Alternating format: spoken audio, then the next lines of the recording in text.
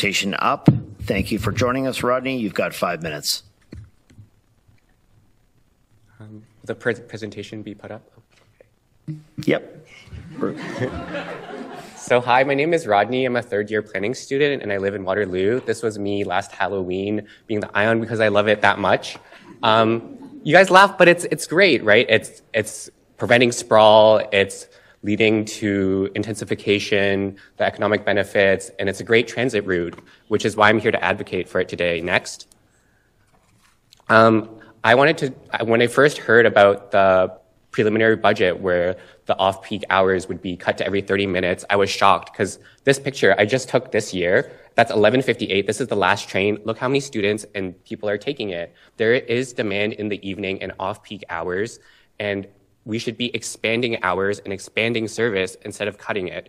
And I know that staff wanted, the key issue was crowding during peak hour, and with limited funding, they had to move off-peak service to on-peak service. And I wish we were in a situation where there was enough funding to solve on-peak crowding, while not at the expense at off-peak service. Even though I'm in great support of this amendment, and I thank you, Councillor James, for bringing it up. This still does not solve the problem of crowding on peak. Every 10 minutes is not enough. Next slide, please. So I've been seeing on Twitter too, it's not just me that's noticing, people are seeing that there's demand in the evening, whether on the train, on the platforms, while it's dark. And it also is a safety concern, right? I don't want to be waiting 15, 30 minutes in the dark. Next slide, please. We also had a petition. I took this picture last night, but I think we have more than 800 signatures today, so we have a lot of support for better transit and especially a frequent ION. Next slide, please. I'm just taking my time, 3 minutes. Okay, I would also like to talk about different opportunities. I know University Avenue is being reconstructed soon in 2026, but there's still time. There's next slide, please. Between Albert Street and Weber on University, construction will happen in 2026, but a detailed design should be coming soon. Next slide, please. This is the current preferred alternative, and I will note that in the public consultation, there was no alternative for bus lanes. You can't call that public consultation without giving the full range of options. So next slide, please. I created my preferred alternative is with bus lanes, and you get all modes. There's still room for cars going both ways. There's still room for a median or a turn lane. There's pedestrians get their own space. Cyclists get their own space. This better reflects the modal share of University Avenue. So many people use buses on University Avenue.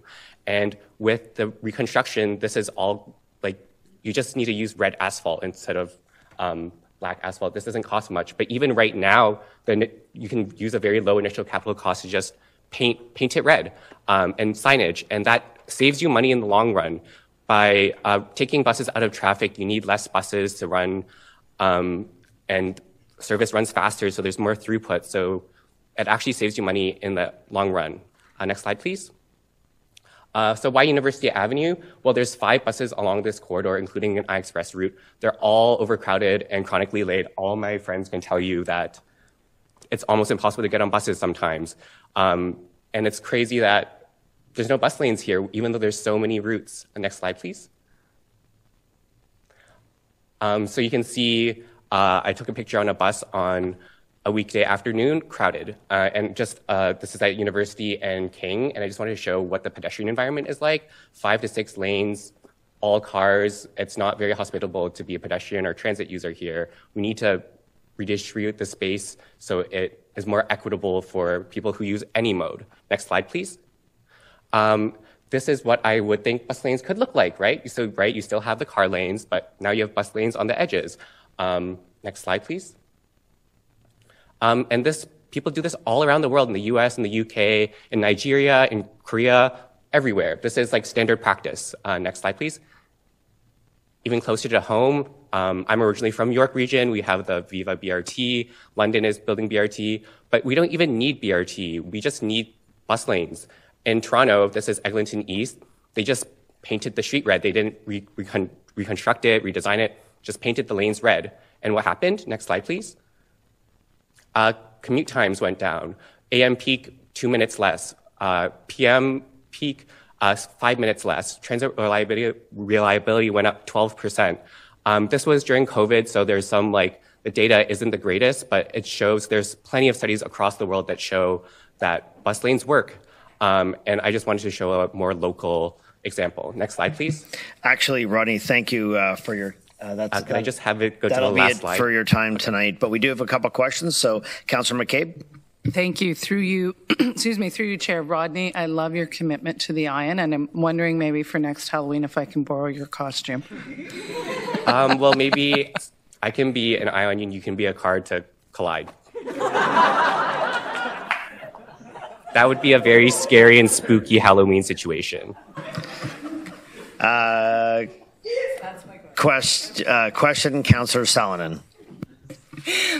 Thank you very much for sharing today, Rodney, and I look forward to seeing you as a planner in the very near future, I think. I think you brought a great presentation. Thanks. Thank you. Councillor Deutschman for a question. Yeah, Rodney, quality stuff. I do have a question. Reminds me of a group, TriTag, who 10 years ago were instrumental in a lot of the things that happened with respect to ION and massive transit improvement. I always love the work that these guys did. Can you show the last slide, please? Yes. Yeah, go ahead. Let's see it. Nothing. I just had showing Toronto they picked key corridors to implement the bus lanes on, and I think staff know better than me who work at GRT which corridors would be a best candidate. And my last slide is just to conclude all my findings. Yeah. But speaking of TriTag, you will be hearing from us soon. I'm restarting it with an old board member, so this is not the end of me. Well, it's great. I'll pass that on to a young man I was talking to just the other day, and I mentioned it to him, so I'll pass on your name to him. If you could send me your contact information, then I can pass. How would I go about giving you my contact information? No, just go online on the website for the councillor email. Just send me your contact info. Okay, great. Thank you. Thank you, Rodney. We're going to need some heroic bean counting to get to where we need to go. Just as we'll need civil servants giving their all. Prudent, provident decision-making from those who have elected us to represent us in democratic bodies like this one. Thank you, Oh, Marinus. sorry. Yep, no, that's okay. Appreciate your time tonight. I don't see any questions, so thank you for coming in. Brian Doucette is appearing next in person. Brian, you've got 5 minutes. Thanks for joining us tonight. And I believe there's also a presentation to share with the committee. There is. I mean, I came here to talk about not going to 30-minute service at the expense of 8 minutes. So I'm sort of, let's use this the best we can. But I do actually want to take some time. So I'm a Canada Research Chair and a planning professor at the University of Waterloo. And I just want to take some time to actually acknowledge, the students that are here today and all the work that they've done. The way that the proposal and the amendment came about doesn't just happen out of nowhere, and a lot of these students have put in a lot of advocacy to really get this on the agenda and get this on council's radar. And some of these students are actually in my Plan 100 class, and were there this morning, which is fantastic because we talk about this sort of thing in class and the need to not just focus on what's happening in the university, but actually these debates that we talk about are live and real. And I should say, too, on the record, as a university professor, I wholeheartedly support missing class to come and participate at an event like this. I fundamentally believe that the ION is the best transit line in Ontario and one of the best in the country. It's not like a bus or a streetcar route, right? A bus route runs every 10 minutes or every 15 minutes. It's not going to show up exactly on time. It might get stuck in traffic, might miss a light. It might be a little bit early. So for a bus, you just kind of show up, right? If we're thinking video games, this is like basic level video games. You turn up whenever, the bus turns up whenever. It's a theoretical time. The ION is different. It is fundamentally different. It is precision transit. Like, I literally set my watch to the second when the clock ticks over, because I know that thing is always going to be on time. It's never going to be early. And if it's early, there's actually little signs in the driver's cab that tell them their countdown clocks by the second, that tell them to wait. This is like advanced level video games. And anyone can ride it, right? But because it runs every 10 minutes, and Sam spoke about this need for this clock-face timetable, regular times, every hour, the same interval, it means that you can show up. If it takes you 5 minutes to walk to the station, the train's in 5 minutes. You're going to make it every single time. And I don't think people fully realize, unless you use it regularly, I don't think you actually realize just how excellent this is. We go to the next slide. You can't really see those timetables on the on the screen. It doesn't really matter.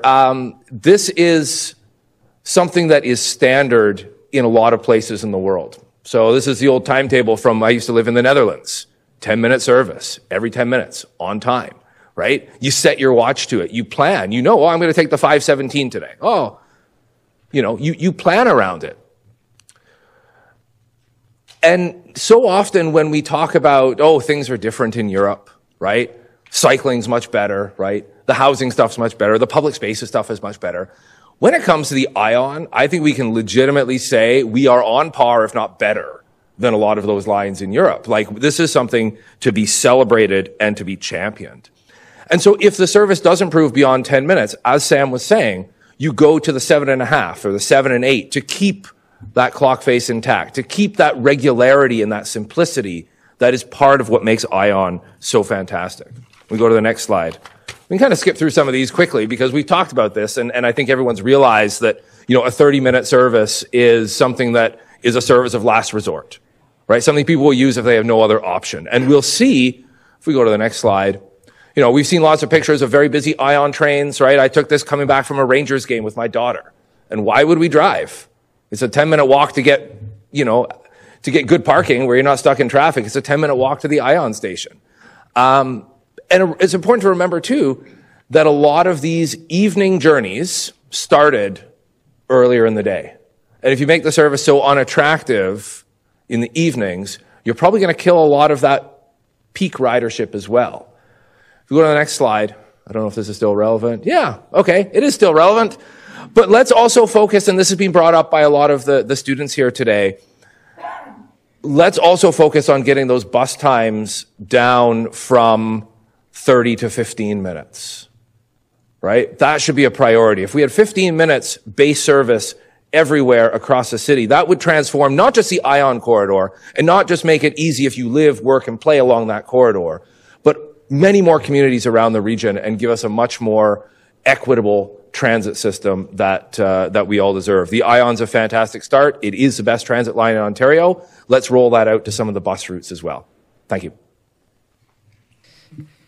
Thank you, Brian. And we've got a question from Chair Redmond. So, Brian, you should be very proud of your students, and I have to tell you that I was comparing your slide deck.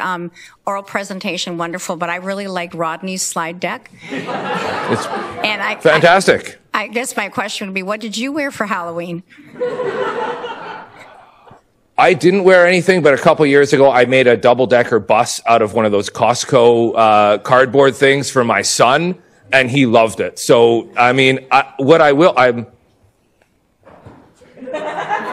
got my LRT socks on, of course, which I actually won from the region for tweeting some photos years ago before the line opened. So, of course, I was going to wear those today. Anyway, great presentation, and you should be proud of all your students. I am. I'm very proud. It's very humbling.